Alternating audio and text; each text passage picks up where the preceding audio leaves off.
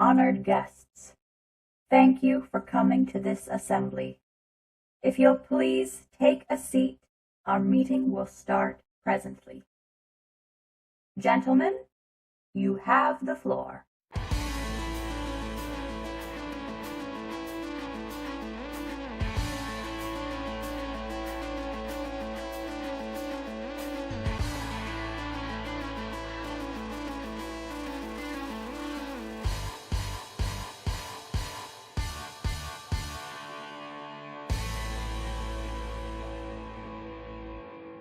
Hey Ryan, question for you.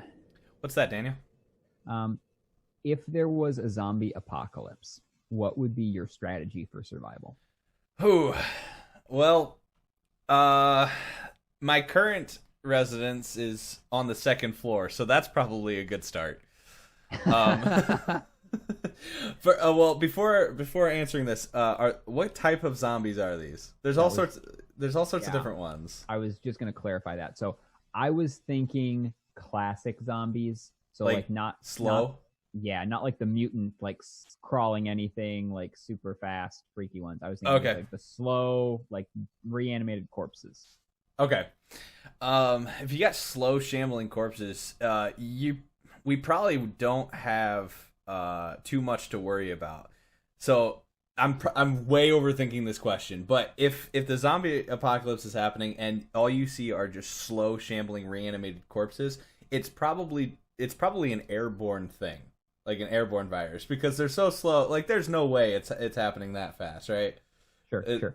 And so I'm thinking that you can probably outrun most of what's going on. The problem's going to be food.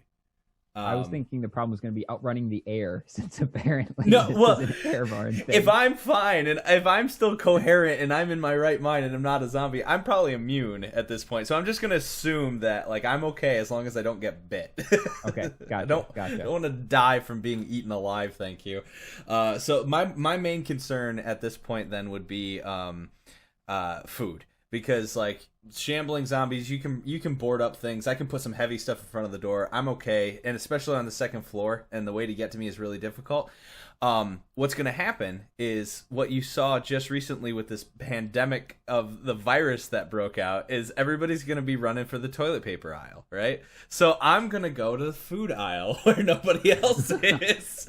No, actually, I've thought about this, and you don't want to go and fight your way through a bunch of people at the grocery store. If you get there first, great. You can get some supplies. But what you want to do is you want to go to the pet store, because your object is to survive, not necessarily to be comfortable. No one's going to the pet store, but like those canned foods for cats are. I mean, like it's just tuna fish. Right? Like, you can get a lot of stuff there that actually can keep you alive for a long time. Okay. And you might be able to pick yourself up a guard dog. Okay. But it's something that I've thought about, that if you go there, there's a lot of things there that you can actually use for survival. And if worse came to worse, like, you can eat Milk-Bone dog biscuits. They're horrible, disgusting, but they will keep you alive. So salty. Okay, that is an interesting take. I think you'd probably survive longer than maybe the average person. Nobody else is going there, I can promise you that. That's true. You're gonna have your own run of the place. I think so. This current pandemic situation has revealed that I have on hand most of the things I need to survive. All right. Like before the pandemic was happening and everyone was stocking up on food, I was buying 5-pound jars of peanut butter and 10-pound bags of rice. Like, I just buy those things because that's what I eat. Like rice, beans, all that stuff. Mm-hmm. So like food, I think if I had to like hunker down in my apartment right now, as long as I had water, I'd be okay.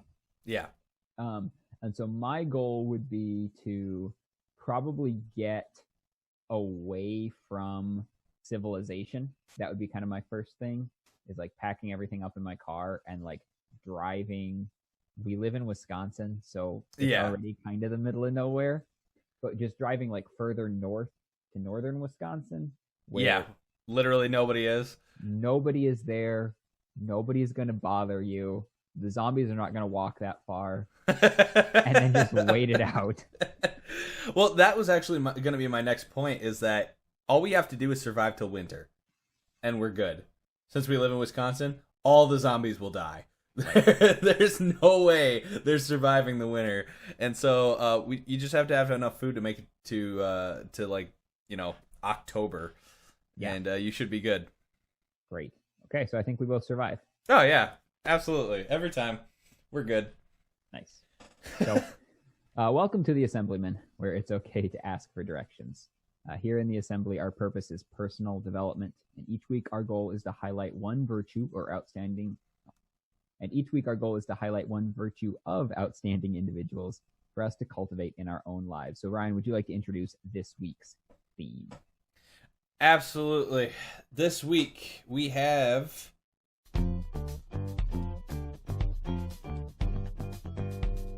today's theme. The theme of sacrifice. Sacrifice. What do you think of when I say the word sacrifice, Daniel? When I think of the word sacrifice, I think of giving someone else the last piece of cake when there's only one piece of cake left. Wow. See, there's only so much I believe a person can do.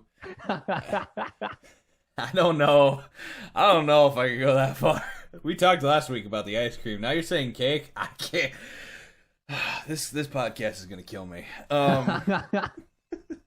No, you're absolutely right. Sacrifice. It is putting yourself. It is basically putting yourself second. It's putting others before yourself. Considering them like better, I guess, or more important in a certain situation.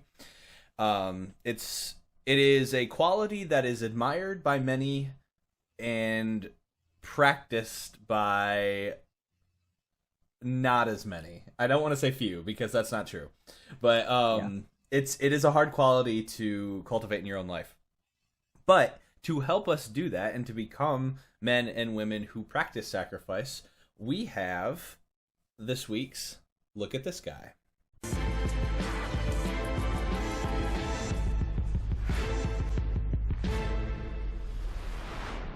Look at this guy. So this week's Look at This Guy is going to be a little bit different. Usually we have like one person that we are talking about, whether it's a real person or a fictional person, that exemplifies the qualities that we're talking about throughout the week. But today, for our Look at This Guy segment, we actually have 3 people that we're talking about. Wow. And they're, tripling it up. You get 3 for the price of 1, and the price is 0. So the 3 we're talking about today are Alexei Ananenko, Valery Bespalov, and Boris Baranov. I apologize if I didn't get those exactly right. I don't speak Russian. So why are these guys important? Well, you may not have heard about them in your studies at school or anything like that, but these guys probably saved the lives of millions of people back in the 80s at a place called Chernobyl. So many of you know about the Chernobyl disaster. If you haven't, it was a nuclear power plant that there was some testing that was going on in there that ended up causing the facility to explode. And when it exploded, 2 of the people inside the facility died.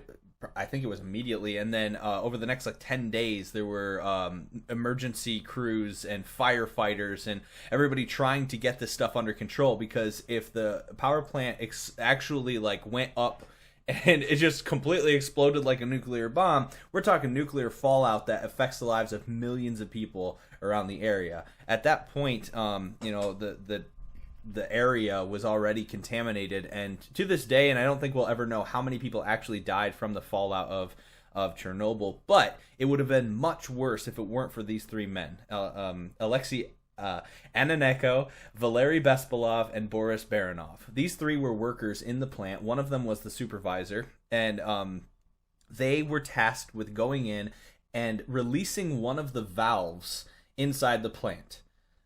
It was like, okay, well, what's so big about that? The problem was, this valve, it was to release a giant pool of water that for cooling the plant when it was actually working properly. That was below it, but the nuclear waste had contaminated it, and when they jumped into it, it was like chest high of radioactive water. It's like, well, why would they do that? Why would they go in and release the valve?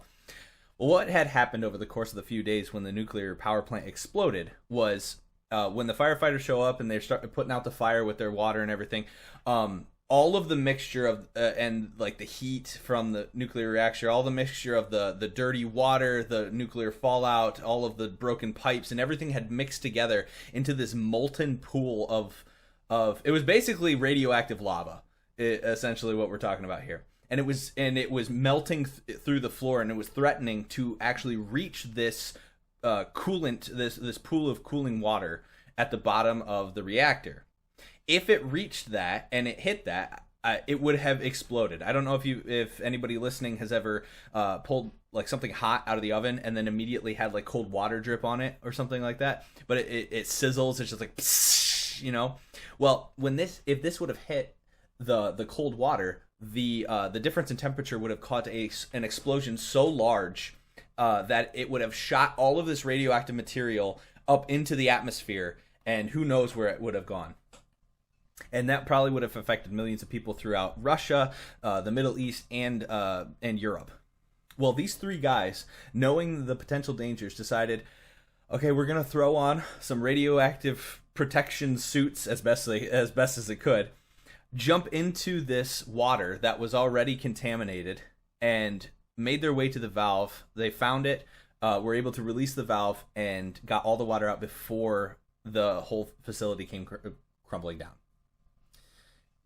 It was, reading about it, it's just incredible. It's ridiculous. Like, you talk about a suicide mission. Literally, yeah. That's it. Because like they're the Suicide Squad. Yeah, like, well, there's not even like a guarantee that they're able to do it, right? Like, right, exactly. They might just jump into the toxic radioactive like sludge and just melt. Yeah, and die instantly. Yeah, they had no idea because they worked in the power plant, they might have had a little bit of an idea, but I mean, you never know what's going to happen with that. Yeah. There's this short poem like thing that was written in the trumpet. I don't know anything about the trumpet other than this was a really cool thing. It's very short. I'll read it really quick for those who are listening. It says, "At Chernobyl, man strove to yoke the earth and bend the primal elements of it until they cracked with pure atomic power. And then the yoke came loose and all was chaos. A continent lay sleeping, unaware that in the frozen north a molten steam crept ceaselessly toward apocalypse. Let it touch the water, and a poison cloud of steam would pour into the sky above, an upraised scythe to reach the whole of Europe. The workers, soldiers, firefighters all knew that the plant was poised to blow again. One valve would stop it, but the way was long. No man who went into the plant would live. 3 men came forward from the group to volunteer. 3 men to stand between a continent and certain doom. No statues would be theirs, just 6 feet by 4 feet of permafrost, 3 lead-lined coffins, and their duty alone. Death does not always come in fire and blood, and brave man stands and does his duty well when he is called upon to face the sword. But take away the sword and send him doom slow creeping, with a taste of bitter iron and pins and needles prickling at the skin, the hardiest man might quail. But not that day. In Kiev and Prague, grandmothers walk the streets and see their children's children play around them because of these three. The 3 of Chernobyl gave all. And somewhere, in a quiet Russian field, 3 lie at rest, their duty to mankind now done." Now, that poem embellishes a little bit. When I say a little bit, I mean all 3 of them survived. Okay. They all made it.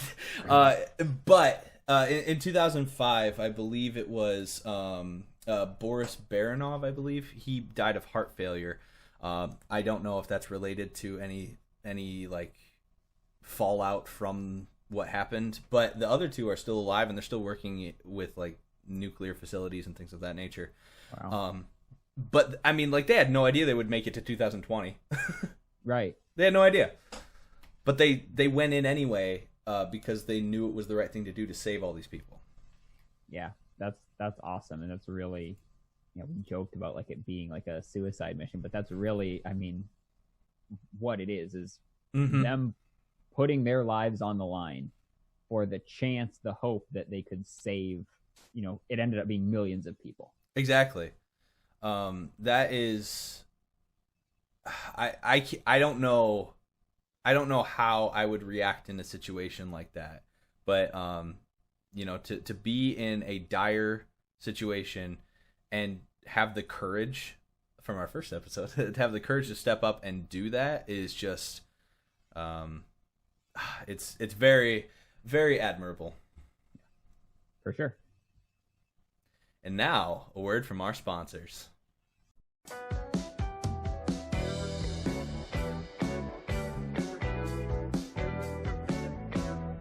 Dad Joke Corner.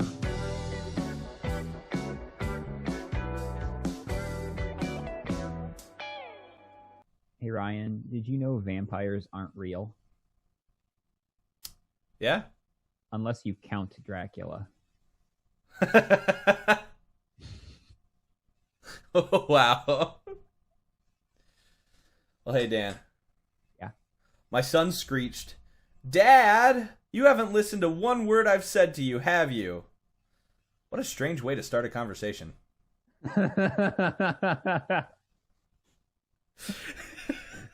This has been Dad Joke Corner.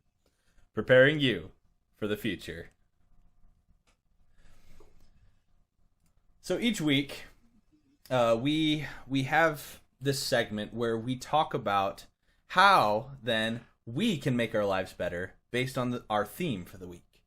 This week is sacrifice. Sometimes we have our segment of guidance counselors where we take questions and we talk about specific examples of what we can do to make ourselves better. But one of our favorites is when we take somebody else's quote and we tear it apart because the advice they give is so terrible. In one of our favorite segments known as Here's Why You're Wrong.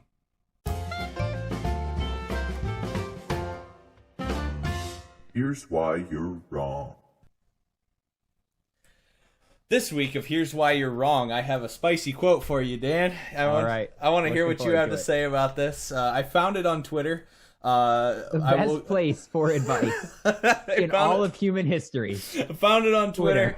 I will keep the name of the person who shared this anonymous for their own safety. They know who they are. Yeah, they know what they did. It actually had so many likes. I'm just gonna say that before I even read this. It had so many likes and so many retweets. And here it goes. Okay. It says, "Oh, darling." A great condescending way to start out a tweet. "Oh, darling, you have a lot to learn. Rule number 1 in life, never sacrifice your own happiness for anybody. If you've got that dream job, but it's so away from your significant other, go for that interview, because if they're the one, then they'll support you." What do you think about that? Wow. Yeah. Wow. How does it feel? I should say this before we actually start. Never. The only word that's really capitalized in this is the word never. Never sacrifice. Shout it from the rooftops. Never sacrifice. Never. For anybody. I wonder how it feels like, what it feels like to be the center of your own universe. Because that's what's happening here. Like, I unfortunately, because I'm alive in the 20th century or 21st century, I was also alive in the 20th century. Yeah, it's same here. I understand the worldview that this is coming from. Yeah, right? This idea exactly. of kind of asserting yourself and not bowing down before other people, and that you're an important individual. That's great. But there are times when it is necessary to defer or sacrifice for other people. Mm-hmm. Right? To always assume that everyone else always has to sacrifice for me because I'm the most important, is not gonna make you many long-term relationships. It's Right. not gonna make you friends. It's not gonna make you a good person, because all you are doing is saying, I'm more important than everyone else around me, and the things that I want supersede what everyone else wants. Exactly. And so this specific example that they gave is talking about like a significant other.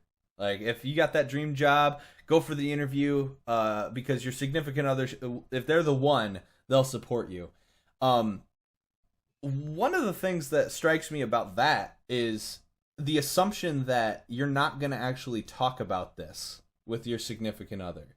Kind of playing into what you were talking about you're the center of your own universe and you're more important, and so I'm just going to make my own decisions and everybody else has to follow me. Yeah. Last week, I believe, we talked about how that doesn't make a good leader. Who was the rabbit, the leader of the rabbits in Watership Hazel. Down? Yeah, Hazel. From 2 weeks ago, yeah. From 2 weeks ago, yeah. So what made Hazel so awesome was the fact that he was a leader and people respected his authority, but he took other people's their opinions and their suggestions into account. Mm-hmm. Right? And so to say never sacrifice your own happiness for anybody it's just saying like there's nothing anyone can give you. There's nothing anybody can offer you, like whether it's advice or I guess just advice, suggestions, wisdom. There's nothing anybody can offer you that's better than what you can do for yourself. And that's super arrogant, and it's also not true. Yeah. And if you live your life that way, like you are missing out on such a fullness and a richness that other people can contribute to your life. Like my life is better because of some of the sacrifices I've made for people who are really close to me. Yeah. And if I didn't make those sacrifices, if I just always thought, nope, I'm going to get what's mine, I'm going to get what's important to me, like I would have missed out on so many important relationships and so many opportunities that I would just not see because they're not the most important thing to me. Yeah. And also this person is being extremely hypocritical in the fact that they are expecting their significant other to sacrifice for them when they are not willing then to do the same. Exactly. Yeah, like you should never, like, what's that about a leader? Like you should never ask someone to do something you're not willing to do yourself. Yeah. So you need to drop your whole life and come with me, but I'm not going to do the same for you. Exactly. It's just that does not lead to healthy relationships. It's not going to work. This is why, like, it's okay. Like if they went for the interview, whatever, but did you talk about it beforehand? Did you communicate beforehand? Because sometimes that even takes a little bit of sacrifice, is learning how to communicate well. Yeah. But I mean, did you even go that far that you were just going to talk about it and say, hey, like my plan is to go in for this interview. What do you think about this? Like, because that shows respect, that you respect their opinions, that the relationship matters to you. There's so much wrong with this quote, but it was so disheartening because there was so many people that liked it and so many people that retweeted it. It's like, seriously, is that where we're at now? That we're just living in the land of hypocrisy? Don't understand it. So if you're out there and you agreed with this quote initially when I read it, I hope you think about what you've done. I can't believe it. Can't believe you. Shame.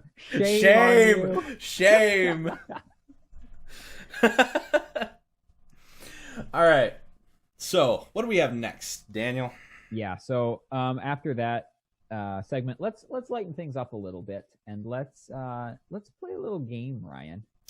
Yeah, so we got something new for everybody out here this week. We usually have our wonderful and thought-provoking debates from the annals of history. Yes. Not this week. This week, we're bringing something new to the table.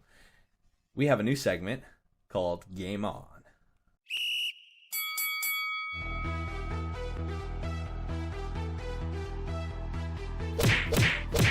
Game On. All right, so as I said, it is time to lighten the mood a little bit after the serious discussion we've been having so far, and play a new game. So we have a new segment called Game On, in which Ryan and I will be going head-to-head in competitions to determine which of us is the best. And the first game that we are going to be playing is a game called I've lost the name of the game. It's a game called Word of Mouth.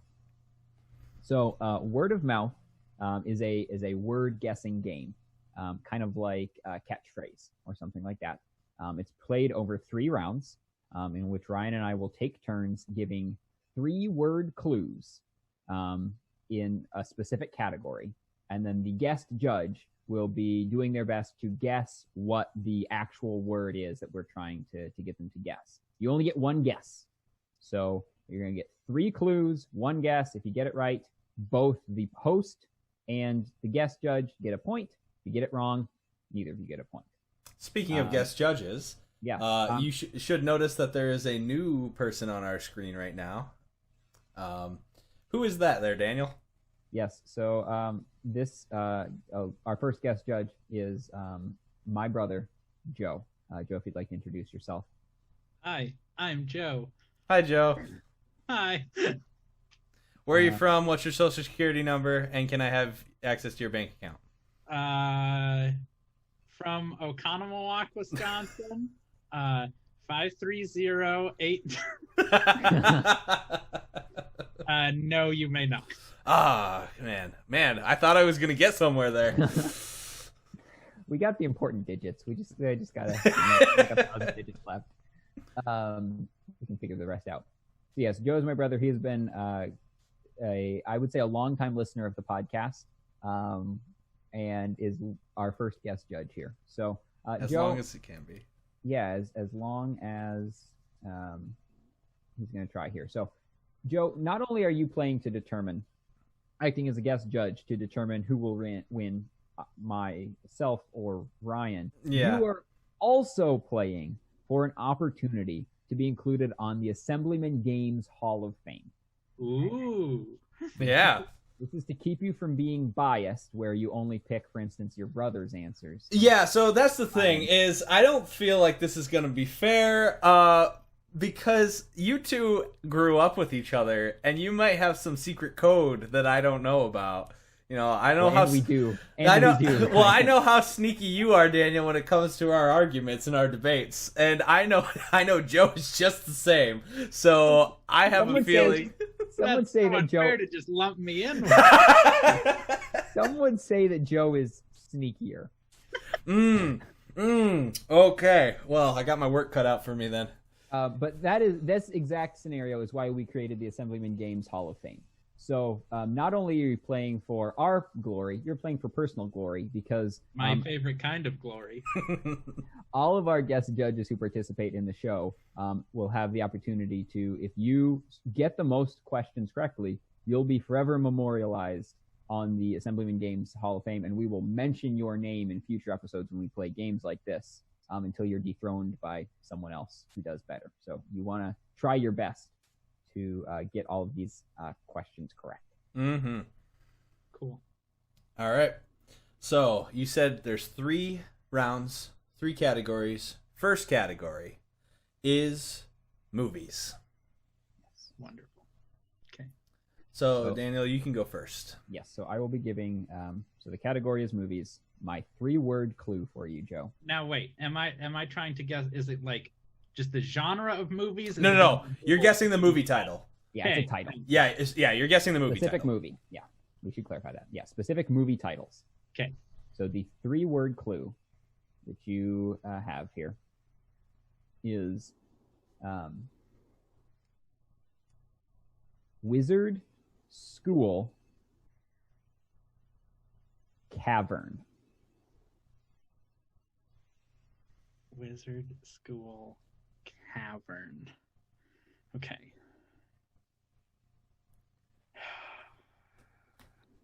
I don't know. Can he get this one?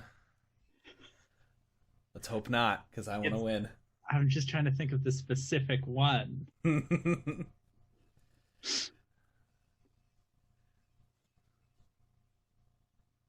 that one called? Yeah, there's. If you're thinking what I think you're thinking, there's a couple to choose from there. Uh-huh. And I've only seen them all once. I may have made a grave error. So this is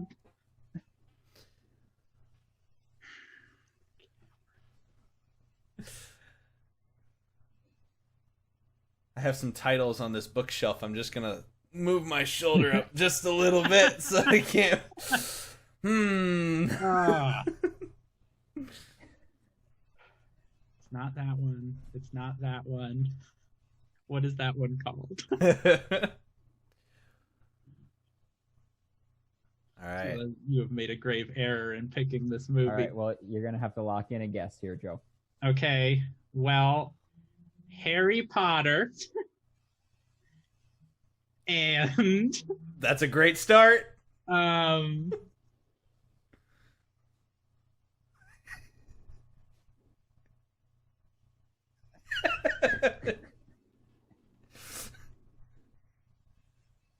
give you a hint. Blood Prince.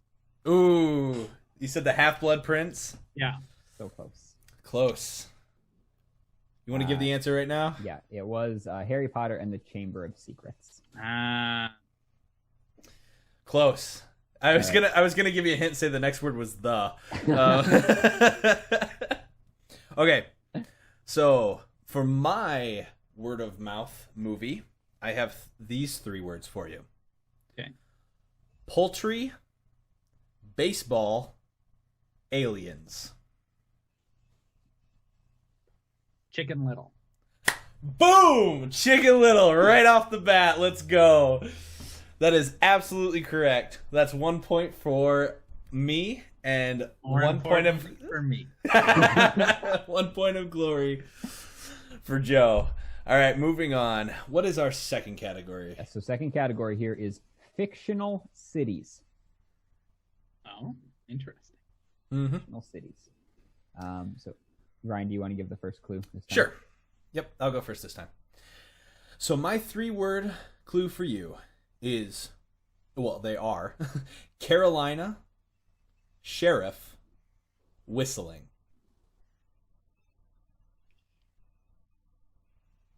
Oh, what's the town? Oh, no. My odds are looking better. No. No, those were beautiful clues. Thank you. Can you... never mind. I can't say that. We give too much away. What is that town called? Carolina, sheriff, whistling. Whistling.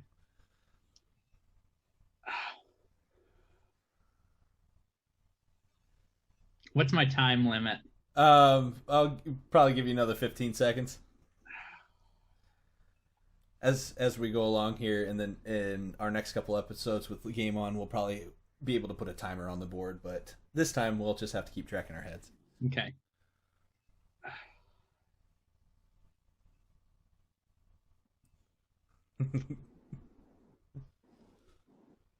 He's thinking.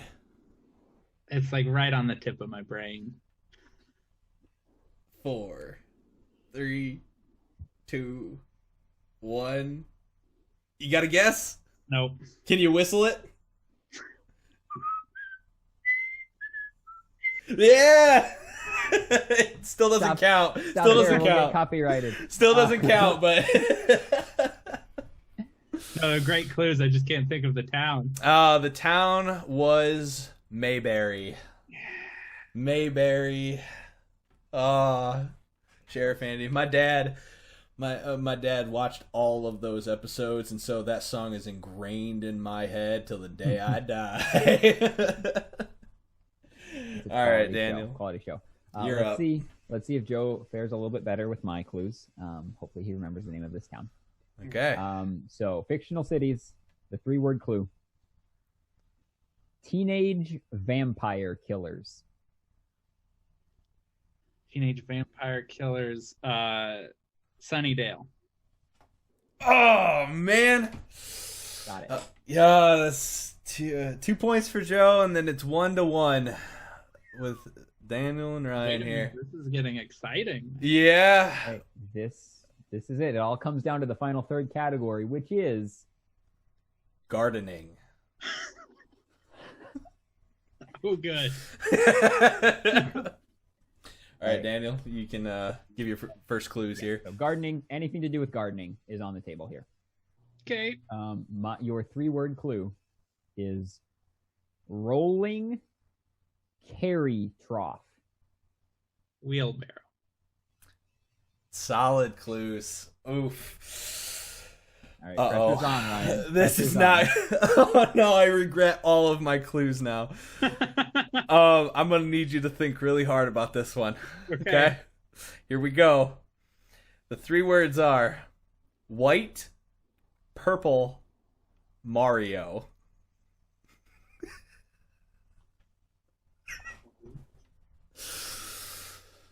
Purple. I'm not willing to give Dan the win just this easy. Radish. Oh. Wait. That's a great guess. Are radishes and turnips the same thing? I don't think so. Because I knew what you were talking about. I couldn't remember which they were. Is a radish a turnip? Right. The turnip is usually smaller, bulbous, and somewhat conical, often with a so turnips are not radishes. Nope. Oh man, they are just smaller. They are just smaller. That was a great guess. Unfortunately for me, Let you down. that's all right. That's all right. But for future reference and anybody listening, if let's say we were to have tied Daniel and I, there is a tiebreaker round. Should we do a tiebreaker round? Just no points, just like for the sake of it. Yeah, just for fun. Let's just try it out. Yeah. All right. So our tiebreaker category is types of beans. Types of beans. So Dan, you can go first. Yep. So and the thing that makes the tiebreaker different is it's only a 1-word clue. Okay. So it ratchets up the difficulty. Mm-hmm. 1-word clue. Category: types of beans. Ford. Ford.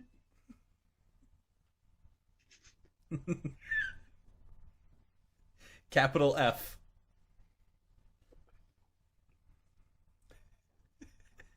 Pinto beans. Wow. All right. Nicely done, Very well Joe. done. All right. And my 1-word clue for types of beans: Peru.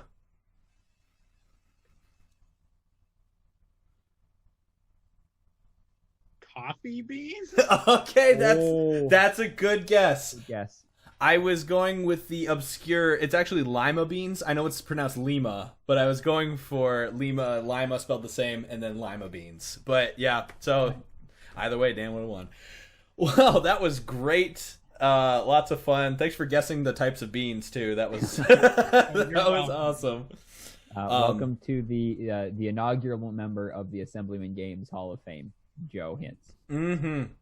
Give you a little applause there for being first on the leaderboard. And Way for to go. awarding me my first win. Yeah. Later. Whatever. Your check's All in the right. mail. Well, thanks, Joe, for joining us today. You're right. Now that we're getting to the end of the episode, we'll say bye for now, and then we're going to close out this episode. So we'll talk to you later. I'm sure Dan and you can gloat in whenever you see each other again. So thanks for joining us. Yeah. Thanks, Joe. Bye. Bye. In the future, we're looking for additional guest judges to help us decide our great debates or play in the Game On section of our podcast, as well as the other competitions we have planned. So if you're interested in being a featured guest on our future segments, send us an email with the subject line guest judge, and we will try to coordinate an appearance. Thank you so much for listening to this episode of the Assemblyman Podcast. You can find our episodes on YouTube, Podbean, and SoundCloud. Just search for the Assemblyman Podcast. If you have any feedback, topics you'd like us to discuss, or questions you'd like us to answer, please email us at theassemblymanpodcast@gmail.com or connect with our Facebook page at facebook.com/theassemblymanpod. We'd love to hear from you and continue the conversation. Also, if you like what you heard and you believe in what we're doing, please leave us a rating or review in the podcast platform of your choice. And if you know anyone else who might enjoy listening, and feel free to share us with a friend. This really helps us grow our audience and means we get to welcome even more awesome people into the assembly. So, Ryan, what did we learn today? Well, I learned that if I'm going to jump into the nuclear waste of a power plant, I should probably know where I'm going in order to get to the valves. But I'd probably just go to the pet store. Very true. Very true. Well, I learned, Ryan, that there are a lot of sadly misguided people on the internet. Yes. Yeah. Very glad that our podcast is here to set them all straight. Oh, yeah. We will. We'll work our way through the tweets one at a time. One down, 10 million to go. That's a conservative estimate. All right. So thank you again for listening to this episode of the Assemblymen podcast. And until next time, meeting adjourned. See ya.